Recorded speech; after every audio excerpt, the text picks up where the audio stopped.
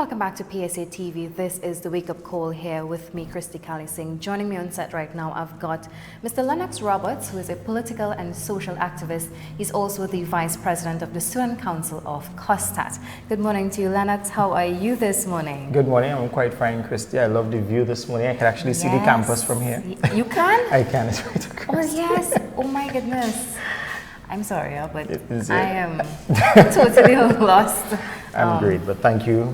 It's nice to be here this morning once again on PSA TV. Yes, no stranger to our studios, of course. I know you've been back in school. Yes, semester just started actually. I was there this week, but of course before semester started, I would have been visiting the campus in between as well, but yeah. And how is school so far? Well, like all institutions, it has its challenges, but we're coping. I said it's the first week, so we're going to see how things go and progress. I know you've got a busy day ahead of you as well. Yes, today I'm meeting with the president of COSTAATT. We're going to talk about an issue we've been having with a particular student because something strange has happened at the institution, and I really need to look into it with regards to sick leave. You know, this student fell ill and she couldn't make an exam, and for some strange reason the college told her that they're not accepting the sick leave. And when I called to ask why they're not accepting a legally binding medical certificate issued here in Trinidad and Tobago, the excuse was, and I quote, the student did not fall ill on the compound of COSTAATT. And that shocked me to hear that somebody at a senior level is telling me that we are not honoring a medical certificate because the student did not fall ill on the compound. Yeah, that is it brings into question a lot of things about the institution itself in terms of, you know, what do you believe, what do you not believe? Is it that the student had to fall ill on the school compound, and then it was believable? Because something clearly from outside of the school compound is not believable. Well, the entire argument to me is absurd. Yes, it is. Simply because it is not the institution's role to determine the validity of a medical certificate. Yeah. Right? That is the role of the doctor and the medical institution. That is not our place. In this particular instance, I find it very troubling that anywhere in Trinidad and Tobago, some organization would not accept such a document. In fact, even more so, I find it troubling to hear the words coming from somebody who is senior. Because I was under the impression that the student may have been over-exaggerating. Yeah. But when I picked up the phone and I called myself and they told me the exact same thing, I was totally dismayed and shocked that we were having a discussion about a student who was bedridden because she was really ill. She could not move. And this is when she reached out to student government. And I cannot believe that I've invested so much time dealing with a matter that should be clearly understood, that a medical certificate is legally binding in the Republic of Trinidad and Tobago. I could only imagine how the student is feeling too. She is totally... I mean, one, you have to deal with whatever illness she was dealing with, and now you have the additional burden of the pressure from the authorities at COSTAATT, and then whatever would happen to the exam. Yes, I mean, it's really a long story, but I mean, it's really distasteful that we are putting a student I would never through think something like that would happen at no institution. Well, I want to know if they want to apply the same thing to staff. Is it that if a staff member falls ill before they reach to the campus, is it that the institution is no longer going to accept medical certificates from that person? I am actually waiting for the senior person to send me an email of that policy document, which is in draft form, so I've been told, so I can look at it. It's been a month now and I'm still waiting for the draft document. So I now have to question, does this policy in draft form even exist? It's probably not even a policy. It's probably not even a policy. But who's to say? At 12 o'clock you'll know. Well, we're going to have some more discussions on it today and see how things progress. But the student has been sorted out. Okay. It's just that we're going through the process now to find out where did the institution go wrong. Yeah. Because so something went wrong, and to avoid it reoccurring, we need to identify where it went wrong and fix that particular area. Yeah. Because, I mean, you don't want another case of that happening again. Correct.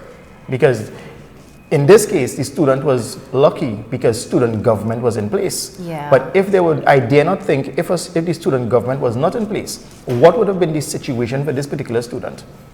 And for weeks, she has been nervous, frustrated, because she doesn't know when she's going to do this exam, what's going to happen, because if it is, she didn't get to do it now, she would have to wait till next year. Oh my. To do this particular exam. And what year students is this we're talking about? Sorry? Oh, what year students is this we're talking about? These are final year students. Oh, wow. So this it's is even worse. This is her last course to get out. Very critical at this point. This is very critical for her, because she has to get out, and this is the last one for her to get out. So to wait a whole year to do a particular... That's unfair. Yeah. And she has been doing well, because in this semester, which is a final semester, she got A's and B's. So it's just this final exam to get out of the way, and that is it. So, but things worked out. On the 11th of this month, she'll be doing her final exam. And right now she's preparing. I've been talking to her, keeping in contact, and she's going good so far. That's some really, really good news there. Yeah. I mean, we all know that heading into an exam room, the nerves are always there. Now, if you have a case where you can't write an exam because you're ill, you're legit bedridden. She's legit bedridden. And, and you're still frustrated.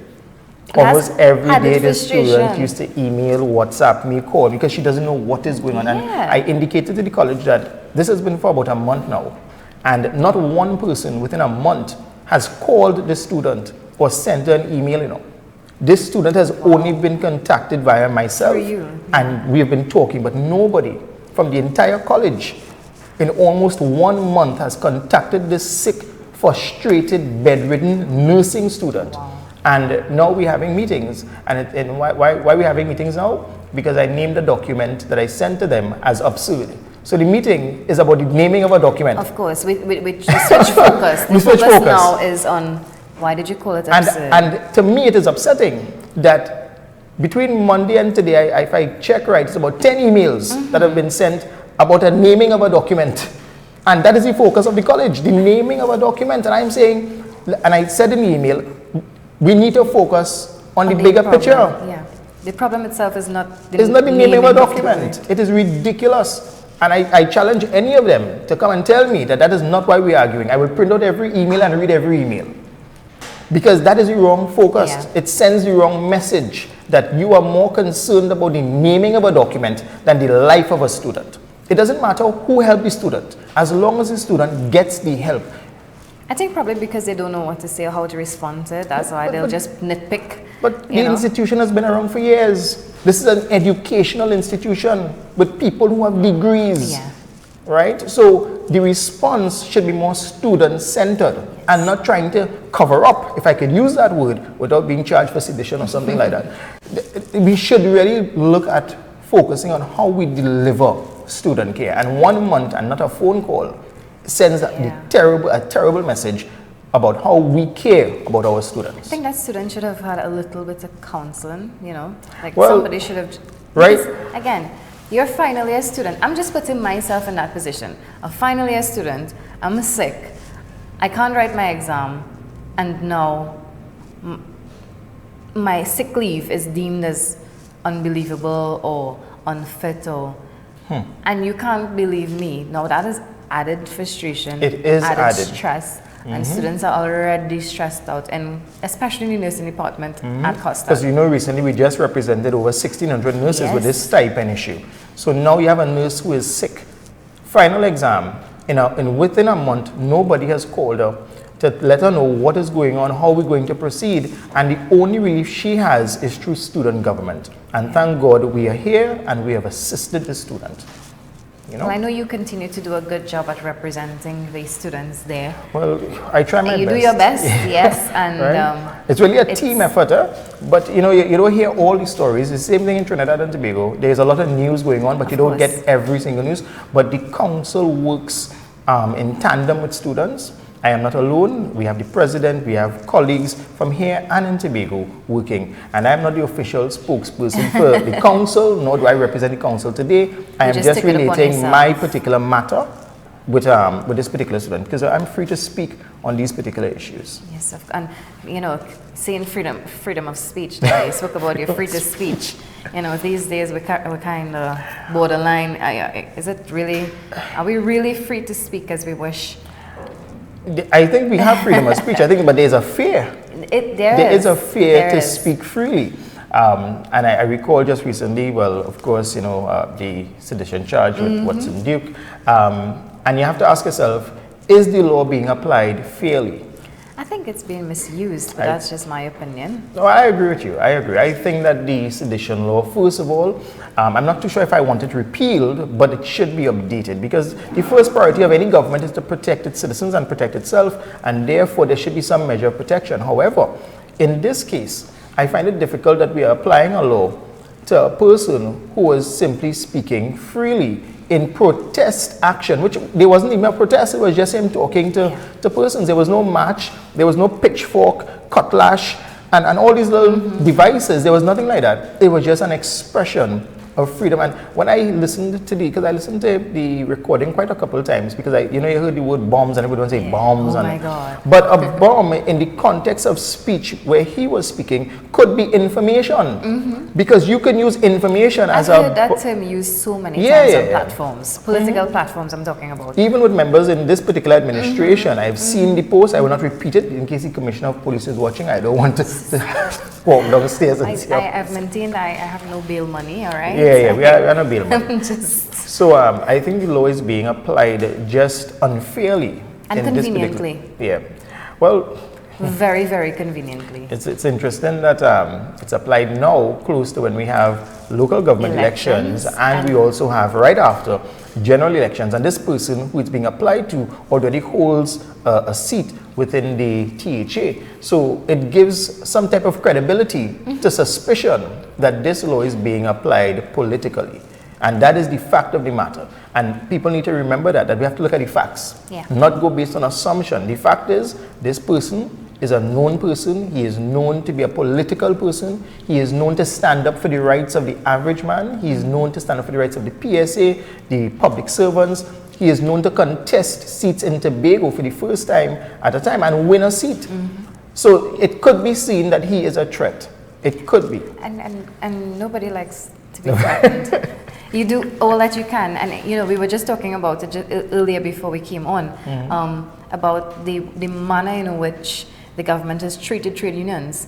So if it is you can't, or it's not working, your attacks on the trade unions not working, I guess one way or the other is to attack it in a different form. So here you have a more political attack. With this administration, and again you have to look at the facts, there is no real negotiation with the administration. There is a dismantling or a removal or some type of drama when it comes to trade unions. There is no negotiation. A negotiation means that the organization talks to you, you talk with them, and you all go back and forth for as long as it takes until something is worked out. Your method or your modus operandi is to close down and get rid of, to demoralize, not just, and you see, we'll be talking about trade unions, but remember that the bigger picture is the persons working, the public servants, the people who have to live day to day. So you're not hurting the leader of the union alone, you're hurting the actual people within the union. Because the trade unions, at the end of the day, they represent the people, the working class. And when you do something like that, thousands of people stand to be affected. But, like we were saying, is it that they don't care? Well, I always say, if you just close something down and not consider the impact that it will have on people, then that in itself shows what your actions are. And if the fact offends, then there's nothing you can do about it, because it's just facts. Right? And as a good friend would say, facts are a stubborn thing. All right? So do you care enough, like we were talking same before we came on here, about helping those in the Bahamas? And nothing is wrong with that. Definitely help as many people as you can, because Trinidad and Tobago, and I said it last night, Trinidad and Tobago can multitask. We can help people overseas, and we can also help our own people right here in Trinidad and Tobago. So I am not of the view of do not help anybody in the Bahamas, because they are people too. But we must be able to help those on the outside as well as those right here. And if you are not helping those here at all, then something is wrong with vision and how you are pursuing leading the people of Trinidad and Tobago. The issue of foreign exchange has always been something that recently surfaced a lot. But here it is, and again, I'm not objecting the assistance to the people of Bahamas, but you have to keep into consideration that local businessmen, or even just the average man on the street, finds it really challenging to get US currency. And this, the heritage you just give out. And this is again fact. I can tell you this week I went to Republic Bank right here on Independence Square, and they're telling me that I could only get $100 US. And I found that to be absurd, because what I want to purchase doesn't cost $100. And if I go back the next day, not guaranteed to get it. Unit Trust is telling you. Now, Republic, $100. That's it. You can go back tomorrow and take your chances. Unit Trust, it's not guaranteed. But it's not guaranteed. Okay. Unit Trust is telling you $100, but that's for the week. So you can't come at all after that. So you have to send your family member. You were saying that for the week. For the week. $100 US. But we found $500,000 US in one cabinet meeting to dispense to the people of the Bahamas. And again, I would make it very clear, I am not objecting to helping those on the outside. I am saying multitask. Help on the outside as well as help those who are right here. Yeah. Because we have people who want to purchase things. And already we have online tax. The customs is now charging some $10. And when you ask them why they're charging this $10, is to use the scanners on the port. And I don't understand why we're paying taxes. Because you're already giving us an online tax per item, and customs is now telling you you have to pay $10 TT per package.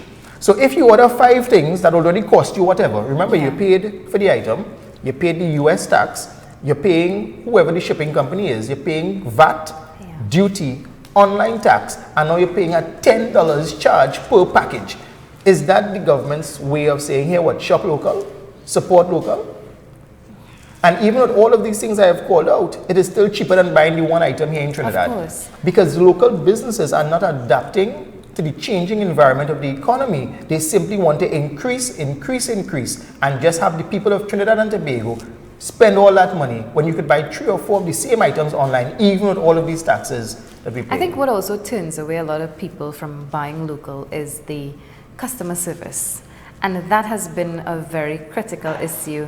I myself have been on the receiving end of some horrible customer service. I would never call the names of the institutions or the but. Well, I would tell them the service bad. Because if I don't tell you, then I will continue receiving the same service. Yeah. But I'll find a diplomatic way of doing it. I actually did. I took to Facebook and I made a post and I tagged the relative institution and they apologized. And good. I said, I've never received, and I think we in Trinidad and Tobago, there's this one particular business place that has received a lot of criticism when it comes down to customer service. There are a lot of branches throughout the country. I'm just going to leave it like that. Yes, I don't think, there's a lot of cosmetics, a lot of... Okay, yes, right. All right. Yeah, so, all I'm not going to say anything much further about it, but I'm just saying my customer service at that particular food institution was worse than that. Serious. And I said to myself, I am paying you for something.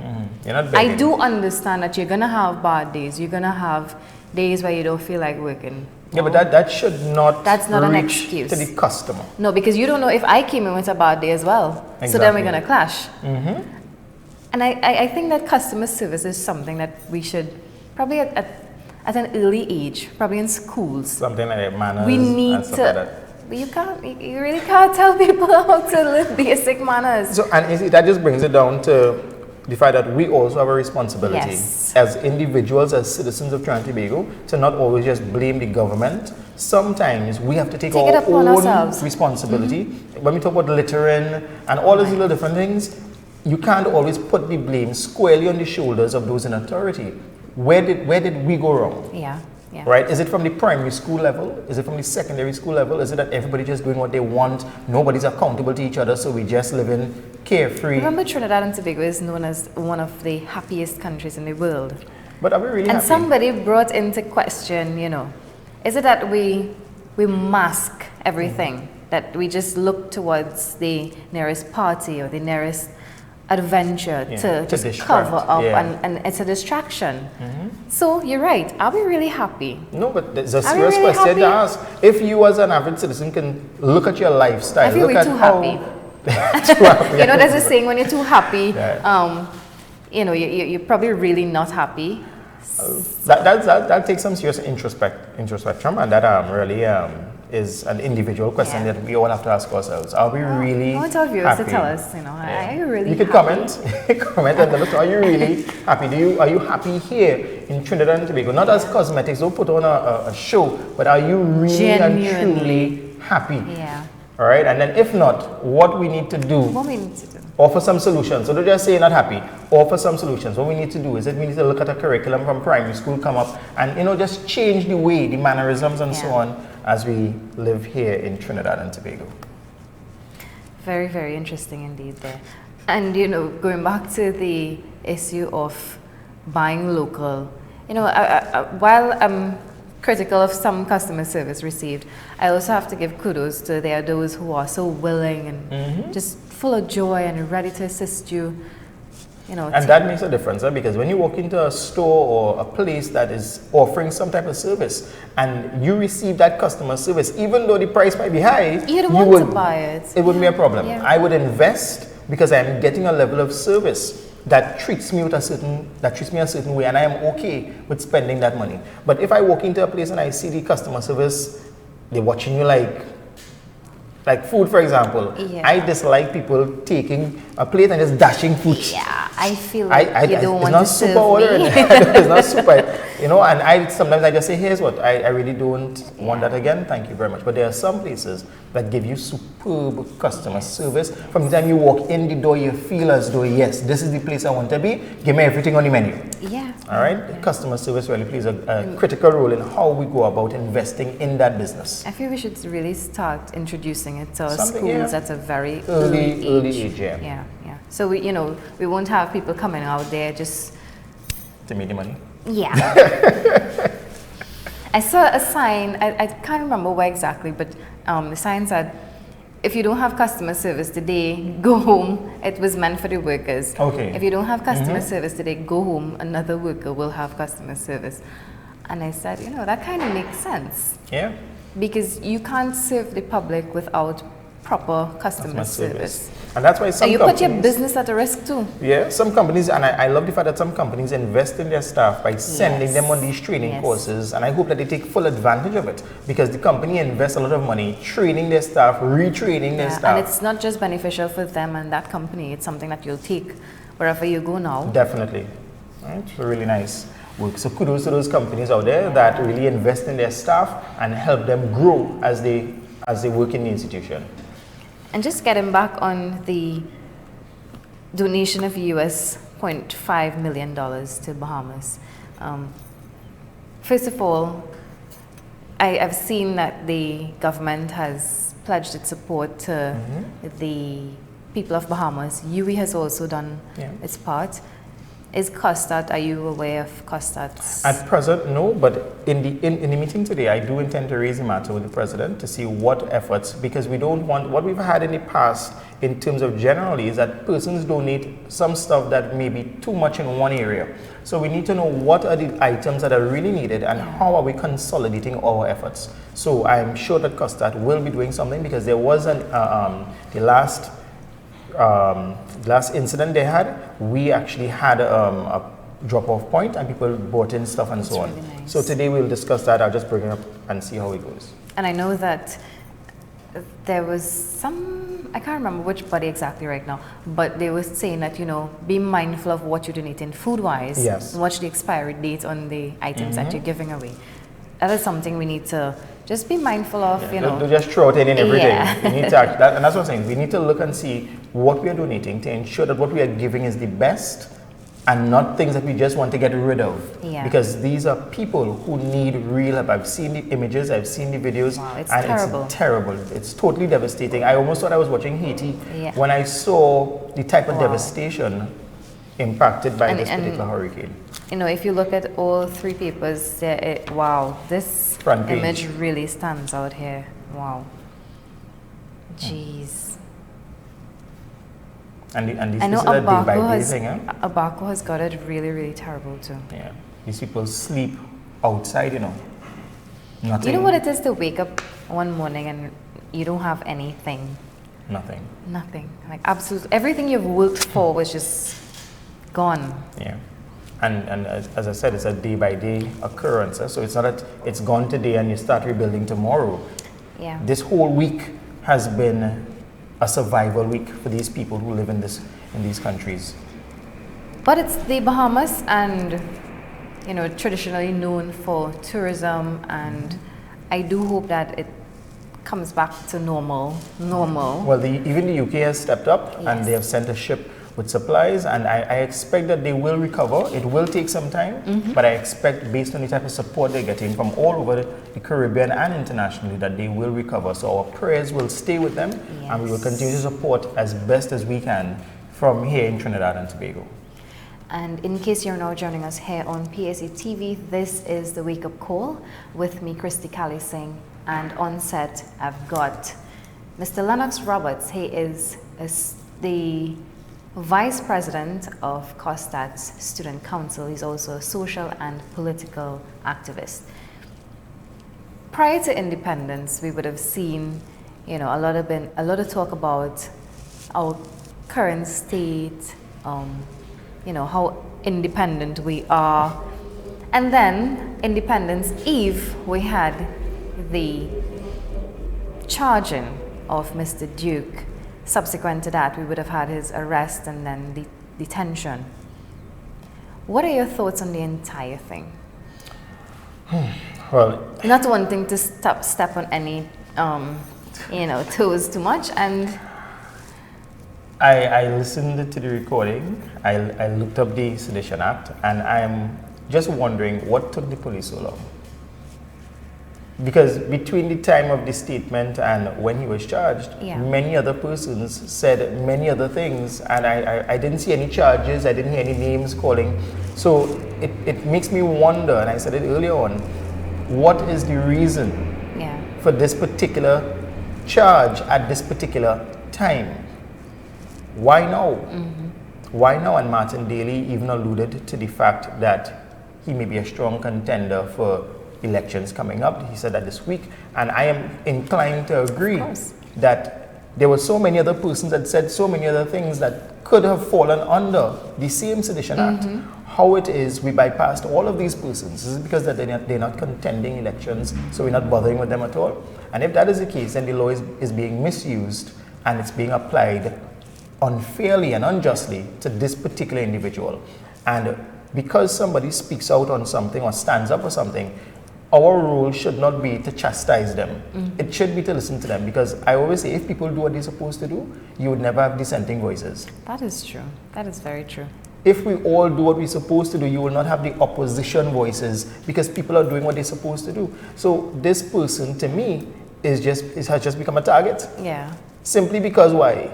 He has decided Voicing his to not continue in a slave master mentality. And that's what it is. You know, when a slave doesn't obey his master, the master doesn't negotiate with the slave, you know. The master punishes the slave. The whip comes down So immediately. is this a punishment because you decided to stand up and speak out?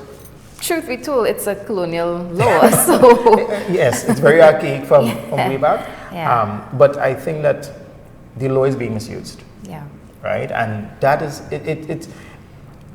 it's devastating to the person who has to go through it, because you're not just talking about financial payments to lawyers and so on. You're talking about personal, your name, your reputation, your character as an individual. So even if you are vindicated, or when you are vindicated, that still is on your character. People will still look at you and say, wait, now that's a fellow, because it stains your character.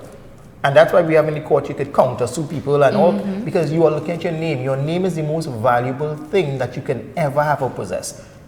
And I am wondering what is going on with the DPP's office. And I am not even going to comment too much on it, but I'm going to say that I have seen the DPP bring charges against people before, and they have fallen through. I would mention AV in detail and rearresting people. So this charge of sedition, I am not going to take it too seriously, because when the courts have their say, not the DPP, when the courts have their say and the person is vindicated, you will hear a different side of this. It'd be groundbreaking. Yeah, it would be. The ruling, that is... Because I listened to the clip and I'm saying, but... And one person asked me, so what's the difference between this particular ruling and... or this act and a certain thing that happened? Well, we all know what happened in 1990. And I am saying, if you look at the history of the two individuals. It's two different type of personalities and two different types of actions. And if you look at what has happened now, this person has never been involved in any type of terrorism, or in all the years he has represented the trade union. Not once has he tried to overthrow. And that is what sedition is about, quieting dissenting voices that tend to want to overthrow the government. Where in this context of sedition is the person who is charged? Where was he plotting to overthrow the government of Trinidad and Tobago? And it's not up to him to prove that. It is up to the DPP's office to prove that. And I can assure you, based on what I heard, there was no such intent of the person except to say, we are protesting here. If you come for us, we will stand here together. Remember there was a water riot back then, and in the water riot we saw people getting hosed down and so on. If you come and you hold hands together, you are saying, I am not moving. And the bigger issue here is to even protest, something has to be wrong, right? Yeah, protesting. People just don't wake up one morning and say, well, all right, I'm going to have a protest out there. No, it's because they are demanding something that was promised to them. Correct. Many times you see, and I always use negotiations as an example. Promised salaries, better working conditions, but you don't get it, yet you want workers to perform. 100. 100%. Yeah. 100. No 99, no 98. And even those who have dissenting voices, I'm shocked at some of them because they speak negatively, but they work in the public service as well, and they benefit. They benefit from whatever successes the trade union makes. They benefit, but yet still they come with dissenting voices. But yes, they're public servants, and when that time comes for salary increases and stuff, they all go to the bank and they all withdraw. Trade unions are critical to the transparency and accountability of any government. Any trade union, that's what they're there for, to ensure that it's a check and balance. Even if you recall in the last election for THA, there was no opposition. Yeah. And they actually instituted a temporary form of opposition because that was the check and balance. And that, to me, that was one of the best things they could have ever done, because if they worked without an opposition, you could do what you want without accountability, without transparency, and that is not a democracy. That is why I was saying to you earlier that the media is the check and balance for the government. The average citizen, we are what, 1.2, 1.3 million people here. 1.3 million people cannot go to the office of the Prime Minister and have a meeting with him every single day. So therefore, we would ask questions through the media. And the media at press conferences and post-cabinet meetings would ask these questions of the Prime Minister, not for themselves, but for the people of Trinidad and Tobago, because we want the answers. So to chastise the media, or to come down on the media when they are simply asking questions that the average man on the street is asking, is not the right way to go about it. But who do we tell that to? We tell that to those who are in authority. They may not like it. It may be a bitter pill to swallow. You know what? I think, like you were saying, that's the intimidation tactics. But being a media person myself, that those things, it would never work. Yeah, no. It would never work. We just keep pushing on and doing what we have to do. Yeah. And I think successive governments should realize that, because if it were to work, then you'd have no media houses in Trinidad and Tobago. But the media apparently has been resilient, strong, undeterred to ensure that they report the facts. And as I was saying before, at a post-cabinet press conference, the Prime Minister or the President or whomever, it is not their role in protocol to question the media. Yeah. It is to provide the answers to the people of Trinidad and Tobago. That is the purpose of the whole press conference. All of the Prime Minister, the Minister, the Attorney General, and everybody, they need to remember one thing, that they are public servants. They serve at the pleasure of the people of Trinidad and Tobago. That is why you are there. You are there to serve. You are a public servant. And if you make statements when it comes to public service, you have to be careful how you make the statements. I know we had some controversy about... I was just going to talk about that, that they produce absolutely nothing at the end of the day. And the Prime Minister is right and wrong at the same time. Right in the sense that there are public servants who give terrible service. But you do not generalize it. You have to be careful. That's like saying all police officers bad. But there are good officers in the service. So in making such a statement, you have to be careful and just simply say, there are many public servants, Yeah. or they are a certain amount or whatever, however you want to class it, that do nothing and they get a salary. But when you generalize all public servants, you cause a bit of chaos in the communication between what you're saying and what the people hearing. Yeah. And if it is that it's a generalization, then you have to count yourself as one, because you, with respect, are a public servant. So is the Prime Minister classing himself as a public servant, saying, I do absolutely nothing? Well, remember, he's chief public servant. Well, he's chief public servant. So he has to be careful in terms of how he speaks. Because I've noted in the last couple press conferences, they haven't gone as smoothly as they ought to have had. There was a lack of statesmanship in how you deliver the content to the people of Trinidad and Tobago. And that is something you have to be very, very careful about, because what you say, people take seriously. Yes.